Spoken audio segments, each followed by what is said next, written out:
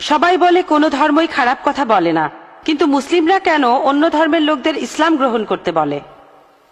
বোন, আপনি বললেন যে আপনি একটা মুসলিম পরিবারের সঙ্গে থাকেন অনেক বছর ধরে, তারপর বললেন যে সব ধর্মে ভালো সব কথা থাকে, কিন্তু মুসলিমরা আমাকে ইসলাম গ্রহণ করতে বলে কেন? পয়েন্ট নাম্বার 1, অন্য যেসব ধর্ম আছে সেগুলো যা বলে তার বেশিরভাগ কথাই ভালো, তবে ইসলাম ভালো কথা বলার পাশাপাশি আপনাকে দেখাবে কিভাবে সেটা অর্জন করতে হয়। আমি উদাহরণও দিয়েছি, সব ধর্মই বলে চুরি করো না, ইসলাম একই কথা বলে, তবে ইসলাম দেখিয়ে দেয় কিভাবে সেই অবস্থানে যাবেন যেখানে কেউ চুরি করে না।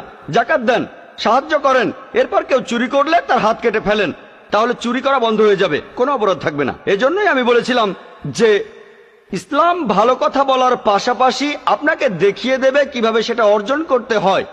2 নম্বর পয়েন্ট, আমি বিভিন্ন ধর্মের একজন ছাত্র হিসেবে বলছি, যদি আপনি হিন্দু ধর্মগ্রন্থগুলো মেনে চলেন, মনে হয় আপনি হিন্দু, যদি হিন্দু ধর্মগ্রন্থগুলো মেনে চলেন, যদি একজন ভালো হিন্দু হন, আপনাদের ধর্মগ্রন্থই বলছে ঈশ্বর মাত্র একজন।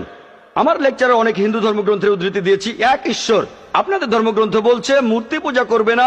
ভগবদ গীতার 7 অধ্যায়ের 20 অনুচ্ছেদ বলছে জাগতিক আকাঙ্ক্ষা যাদের বুদ্ধিকে আচ্ছন্ন করে রেখেছে তারা নকল ঈশ্বরের পূজা করে, তারা মূর্তি পূজা করে। এক ঈশ্বরে বিশ্বাস করতে হবে। আজকে আমার লেকচারে বলেছিলাম বিশ্বাস করতে হবে অন্তিম ঋষিকে, কল্কি অবতার, যার বাবার নাম হবে বিষ্ণু ইয়াস আব্দুল্লাহ, তার মায়ের নাম হবে সুমতি আমিনা। তিনি জন্মগ্রহণ করবেন শাম্বালা নামের গ্রামে মক্কা। তিনি জন্মাবেন শাম্বালা শহরের প্রধানের ঘরে, মক্কার প্রধানের ঘরে। তিনি হবেন পুরো মানুষ জাতির পথপ্রদর্শক। তিনি আলোকপ্রাপ্ত হবেন রাতের বেলায় একটা গুহায়। তিনি উত্তর দিকে গিয়ে আবার ফিরে আসবেন। ঈশ্বর তাকে 8টা গুণ দেবেন। তিনি হবেন পৃথিবীর সব মানুষের পথপ্রদর্শক। তিনি একটা ঘোড়ায় চড়বেন, ডান হাতে থাকবে একটা তরবারি, 4 জন সহচর থাকবে তাকে বিভিন্ন সময় ফেরেশতাগণ সাহায্য করবেন। এরকম আরো অনেক অনেক। এই মানুষটা কে? যদি ভালো হিন্দু হয়ে থাকেন তাহলে আপনি এই অন্তিম ঋষিকে বিশ্বাস করবেন, তা না হলে আপনি ভালো হিন্দু নেই।